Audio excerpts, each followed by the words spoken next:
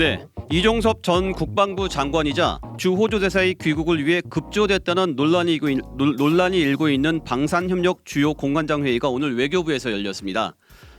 김영준 기자가 현장에 갔다가 지금 스튜디오에 나와 있습니다. 김 기자. 네, 안녕하세요. 네, 일단 오늘 열린 회의 현장 얘기부터 전해주시겠어요? 네, 이종섭 대사는 오늘 오전 10시 20분쯤 외교부 청사 2층 로비에 모습을 드러냈습니다. 저를 포함해서 미리 기다리던 기자들이 언제까지 국내에 체류할 건지, 회의 일정을 귀국 전날 전달받은 것이 맞는지, 새 휴대전화를 공수처에 제출한 이유가 무엇인지 등을 물었지만 굳은 표정으로 입을 다문 채 대답 없이 엘리베이터에 탔습니다. 그렇군요. 예, 회의에는 6개국 대사와 함께 외교, 국방, 산업통상자원부 장차관과 기재부, 방사청 간부들이 참석했고요.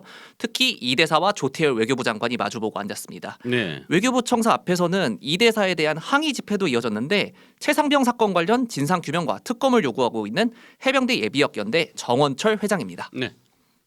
일고에 같이 할 것도 없는 그러한 쇼를 하고 있다. 귀국쇼. 일단은 귀국부터 시켜라. 왜냐? 총선에 민심이 안 좋으니까 당장 들어와라. 작년도에는 화상회의 하던 것을 굳이 왜 국내로 들어와야 합니까? 그리고 들어왔으면 즉각적으로 회의해야지. 그동안 뭘 했습니까? 네, 그 논란의 핵심은 아무래도 이 오늘 있었던 공관장 회의가 이종섭 대사의 귀국 명분을 만들어주기 위해 급조됐다는 거잖아요.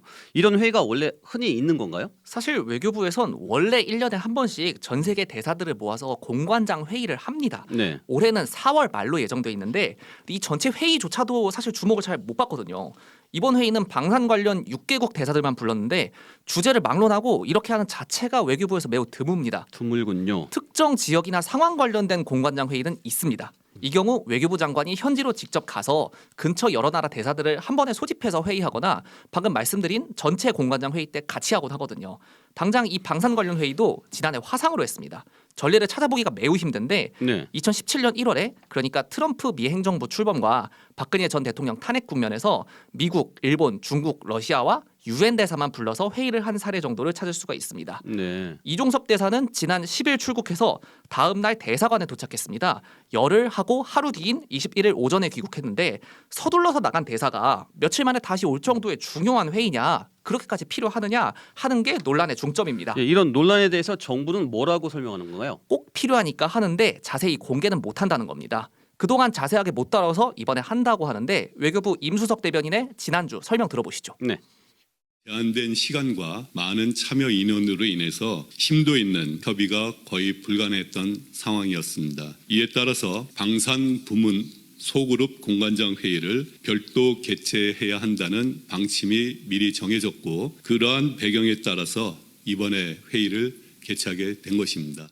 하지만 첫 보도 자료에는 분명히 25일부터 열린다고 돼 있었는데 실제로는 오늘부터 시작됐고 그전까진 외교부와 산자부, 방사청, 방산업체 등을 방문했다고 합니다. 네. 외교부 설명은 전체적인 일정 속에 그런 세부적인 내용들이 다 들어있다는 거고요.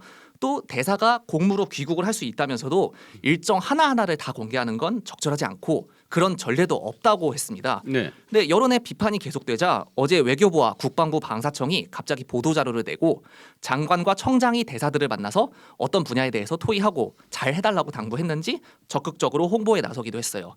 하지만 외교부 장관이 직무상 지휘감독 관계에 있는 각국 대사들을 만나는 게 일상적이지 않겠지만 특이한 일이라 볼 수도 없습니다. 때문에 여러 언론에서 이게 보도자료까지 낼 정도 일이냐, 결국 회의 정당성을 설명하기 위한 것 아니냐라는 얘기가 나오고 있습니다. 네, 그렇군요. 여기까지 듣겠습니다. 김영준 기자 수고하셨습니다.